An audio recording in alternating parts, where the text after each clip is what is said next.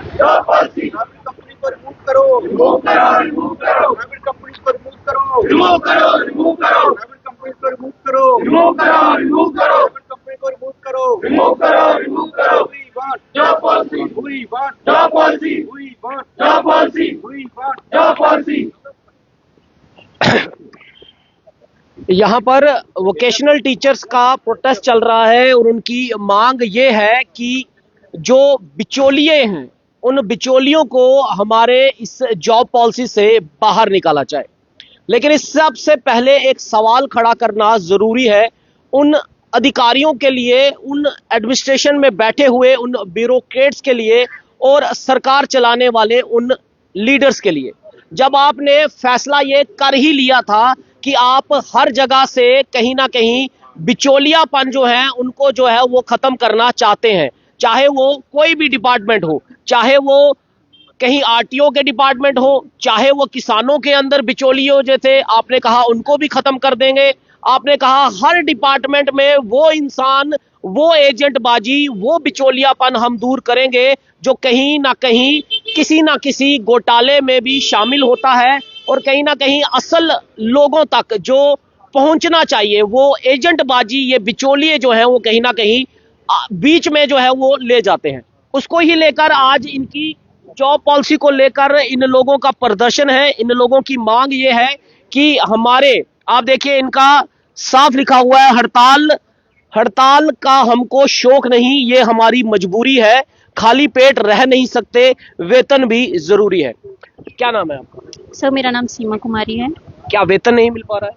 Sir वेतन मिल रहा है लेकिन वेतन उतना नहीं मिल रहा है कि हमारे पेट भर सके। सर हमारे बच्चे हैं, अब उनको स्कूल एजुकेशन प्रोवाइड करनी है हमने, लेकिन हम जो स्कूलों में जाके बच्चों को अपनी स्किल्स प्रोवाइड कर रहे हैं ताकि वो 12th के बाद अच्छे से जॉब कर सके, एम्प्लॉयबिलिटी हो, लेकिन हमारा फ्यूचर जो है वो डार्क में है अभी, क्योंकि हमारे पास उतने पैसे ही नहीं है कि हम लोग जो अलग अलग डिस्ट्रिक्ट में लगाए गए हैं, हम लोग जम्मू में रहते हैं लेकिन सांबा में और दूर दराज रियासी, ये सब दूर दूर इलाकों में हम लोगों को पोस्टेड किया गया है। तो वहाँ पर हमारा तो सर ये फेयर ही लग जाता है वहाँ पे, तो घर पे हम लोग क्या सेव करेंगे। दूसरी बात कि हमारे जो आज कश्मीर में पीसफुल प्रोटेस्ट वहाँ भी चल रहा था, तो वहाँ पे हमारे भाई बहनों को गवर्नमेंट की तरफ से एक ईदी दी गई है कि उनको हाउस अरेस्ट किया गया है, उनको थाने में अरेस्ट किया है, जिसमें बहनें भी थी, हमारी भाई भी थे, कोई करीब डिटेन किया उनको। जी डिटेन किया उनको। क्या वजह? सर कोई वजह नहीं है, सिर्फ जिस तरह से हम लोग यहाँ पर पीसफुल प्रोटेस्ट कर रहे थे, पीसफुल अपनी गवर्नमेंट को अपनी आवाज़ के माध्यम से ये बताना चाहते थे कि ये हमारी डिमांड्स हैं, इनकी तरफ ध्यान दीजिए, वैसे ही वो भी करना चाहते थे, लेकिन उनको वहाँ पर बैठने ही नहीं दिए। जी और भी लोग हैं यहाँ पर, उनसे भी बातचीत करते हैं। क्या नाम है सर आपका? जी मेरा नाम कीमती कुमार है। क्या लग रहा है इस, जब सरकार ने ये बोला ही था, हमने कई बार ये रिपोर्ट्स भी की हैं और सोशल मीडिया के माध्यम से भी, और सरकार भी, मोदी सरकार भी इस पर जो है वो बहुत जोर डालती थी कि एजेंटबाजी, जो बिचौलिएपन जो है उनको कहीं ना कहीं दूर किया जाना बहुत जरूरी है। और हर डिपार्टमेंट्स में कई जगह देखा हमने ये बिचौलियापन दूर सरकार ने किया भी है, सख्ती से भी पेश किया है। आपके इस वोकेशनल टीचर की जो जॉब पॉलिसी है इसमें बिचौलिएपन की जरूरत क्या है? आज भी वो गवर्नमेंट डिपार्टमेंट में क्यों बैठे हुए हैं? आप ही की बात से कंटिन्यू करना चाहूँगा। अगर बाकी डिपार्टमेंट्स में ये ख़त्म किया गया है तो अब बारी है कि एजुकेशन में भी ठेकेदारी को बंद किया जाए। ज़रूरत है नहीं है, ज़रूरत बनाई गई है। अब ये वक्त आ गया है कि बनाने वाले कौन है? देखिए बनाने वाले, अब 2016 में ये जब प्रोजेक्ट शुरू हुआ था उस वक्त ये चॉइस थी स्टेट के पास कि आपने ये अपने खुद करना है या अपने वोकेशनल ट्रेनिंग पार्टनर से करवाना है। तो उस वक्त के जो भी मैनेजमेंट थी उन्होंने ये डिसाइड किया कि हम थर्ड पार्टीज के थ्रू इस प्रोजेक्ट को इम्प्लीमेंट करवाएंगे, जो कि एक बहुत ही गलत फैसला था। आज उसके दुष्परिणाम हमें देखने को मिल रहे हैं। 2022 में भी हमने ये प्रोटेस्ट किया था और आज फिर से हम प्रोटेस्ट कर रहे हैं, सड़कों पर है, ईद के दिन, नवरात्र के दिन। और हमारी कश्मीर की यूनिट, जिसको जो लीडरशिप को डिटेन किया गया है, हमारे 100 से 150 लोगों को कश्मीर कोठीबाग श्रीनगर थाने में जो है डिटेन किया गया है इलीगली, ये बहुत ही अनफॉर्चुनेट है। हम इसके कड़े शब्दों में निंदा करते हैं। जल्द उनकी रिहाई की मांग हम करते हैं। और भी लोग हैं यहाँ पर। से नो, मैं पहले थोड़े से इनके फ्लैक्स जो हैं वो दिखाना चाहूंगा। कैमरामैन को कहूंगा थोड़ा सा आगे आ जाएं, आप सर थोड़ा सा पीछे हो जाएं। आप देखिए यहाँ पर, we want job security, say no to private companies, not demanding regularisation, only want job policy, removal of private company. हमारी शिक्षा प्रणाली के निजी कंपनियों को हटाना चाहिए और सैलरी हाइक को लेकर भी इनकी मांग है। और कहीं ना कहीं हरियाणा में जिस तरह से जॉब पॉलिसी ये इंप्लीमेंट की गई है, उधर से बिचौलिएपन, जो बिचौलिए हैं उनको खत्म किया गया है। क्या लगता है सरकार के पास कोई मजबूरी है इस बिचौलिएपन को रखने की? नहीं, कोई मजबूरी नहीं है उनके पास। आप सेटअप हमारे पास है, एजुकेशन डिपार्टमेंट हमारे पास पूरा कैपेबल है। यदि दूसरी टीचर्स की, दूसरे लेक्चरर की, दूसरे मास्टर की सैलरी निकल सकती है, क्यों ना आपको सैलरी डिसबर्स करने की उनकी प्राइवेट कंपनी की जरूरत क्या बढ़ रही है? देखिए, आप अगर स्कूलों में की बात करें, वहाँ पर टीचर्स की सैलरी निकलती है, डिसबर्स होती है, लेक्चरर्स की निकलती है, हर सिस्टम में ऐसा होता है। लेकिन प्राइवेट कंपनी को सैलरी डिसबर्स करने के लिए वहाँ पॉइंट लगाया गया है, वो बिल्कुल बिल्कुल सही नहीं है। मेरे हिसाब से एजुकेशन सिस्टम से ये हटना चाहिए। साथ ही दूसरी बात यह है कि साथ ही उसमें जो दूसरा पॉइंट लाया गया है कि उनकी अटेंडेंस सबमिट करने की रखा गया है। हम लोग अटेंडेंस ऑनलाइन कर रहे हैं, हमने स्कूलों में अटेंडेंस करे, पूरा डाटा हमारे पास जा रहा है। फिर प्राइवेट कंपनी को लाने की क्या आनंद पड़ेगी? आपको क्या ऐसी मजबूरी पड़ेगी? आपको लग रहा है सरकार अपना बार कुछ कम करना चाहती है? ये सारा सैलरी मेंटेन करना, अटेंडेंस मेंटेन करना वो चाहती है, एक बिचौलिया बीच में रहे जिनको वो कमीशन तो दे दें। आपको कितनी, अगर 20,000 मिलती है, उनको 25,000 दे दें, 5,000 उनकी कमीशन हो जाएगी, 20,000 आपको मिल जाएगा। समग्र शिक्षा बहुत बड़ा डिपार्टमेंट है, सेंटर स्पॉन्सर है। समग्र शिक्षा इतने बड़े लेवल पे हैंडल करता है चीजों को, उनके पास इतना कैपेबल नहीं है, उनके इतनी मैन पावर नहीं है कि वो सैलरी को डिस्पर्स कर सके। दूसरे डिपार्टमेंट में, एजुकेशन स्कूल में फॉर्चुनेटली एक प्राइवेट कंपनी को लाके सिर्फ मैनेजमेंट कास्ट के रूप में मोटी रकम उनको दी जा रही है। हमारा सिर्फ क्या मानते हैं उसको? भैया, हम ये कह रहे हैं सिर्फ मैनेजमेंट कास्ट, उनका कहना यही है कि मैनेजमेंट करने की कास्ट दी जाती है। हमारा यही कहना है, सिर्फ पहली बात है उनको रिमूव किया जाए। जो मैनेजमेंट कास्ट उनको दी जा रही है वो वोकेशनल टीचर को एक फाइनेंशियल असिस्टेंट किया जाए, ताकि हम लोग घरों पे अच्छे से रहें और हमें स्कूल में अच्छे और डिलीवर अच्छे से कर पाए। आपका कहने का मतलब है जो बिचौलिएपन जो डाले गए हैं उनका पैसा काट दो और हमारी सैलरी हाइक कर दो। जब आप वीटीपी को रखोगे, वोकेशनल ट्रेनिंग पार्टनर को आप रखोगे, उन्होंने अपनी मैनेजमेंट कास्ट तो लेनी है। जब उनकी मैनेजमेंट कास्ट वो ले रहे हैं, क्यों उनको वहां पर रखने की क्या इतनी आनंद पड़ी है? आपको वहीं पर रखना ही पड़े। उनको हटाइए, आप उनको हटा के आप वीटीवी जो वोकेशनल टीचर्स उनको डायरेक्ट वहां पर अपने समग्र के अंडर रखें। किसी भी तरह की कोई प्रॉब्लम यहाँ पर आने वाली नहीं है, क्योंकि कोऑर्डिनेटर्स भी समग्र में है, सब हैंडल हो सकता है। फाइनेंशियल क्राइसिस नहीं है। सकीना इट्टू जी का बयान था कि फाइनेंशियल क्राइसिस, फाइनेंशियल बर्डन हम पे है। मैं उनको कहना चाहता हूँ, सेंटर स्पॉन्सर स्कीम है, 90% जो फंड्स है वो सेंटर स्पॉन्सर कर रहा है। इनको कुछ नहीं करना है, इनको सिर्फ वीटीपी को स्टेट लेवल पे हटाना है। यदि मेरी आवाज lieutenant governor, chief minister Omar Abdullah साहब सुन रहे हैं, और सारी हमारे कंसर्न डिपार्टमेंट की head Sakina Itoo ji minister of education में है, सुन रहे, उनको रिक्वेस्ट है, विनती है, आप एक लेटर जारी करिए वोकेशनल टीचर्स के लिए, ताकि वो जो कंपनीज हैं जो प्राइवेटाइजेशन कर रहे हैं को बाहर किया जाए। आपका इसमें कुछ नहीं, एक ऑर्डर की देरी है। जैसे हरियाणा मॉडल में, हरियाणा में ऐसा हुआ, जो भाजपा की वहां सरकार थी, उन्होंने प्राइवेट कंपनी को हटाया, उसकी जगह दूसरे वहां पर हमें डायरेक्ट रिक्रूट जो समग्र शिक्षा के अंदर हुआ, ये सबसे वैल्यूएबल, सबसे बेस्ट यही रहेगा और एक अच्छा है, साधन है। आप कितने रिमोट एरियाज में भी काम करते हैं या सिर्फ शहरों में ही काम करते हैं? हिली एरियाज में, पहाड़ी क्षेत्र में, फार फ्लंग एरिया से जहां पर नेटवर्क की कनेक्टिविटी नहीं होती है, जहां पर पानी बिजली नहीं होता है, जहां पर रोड की कनेक्टिविटी नहीं है, जहां पर बर्फ पड़ती है, जहां पर हम लोग कैसे सफर करते हैं, ये हम लोगों ने झेला हुआ है। कोई ट्रांसफर पॉलिसी नहीं है, कोई सैलरी इन्हांसमेंट फिलहाल के लिए नहीं है।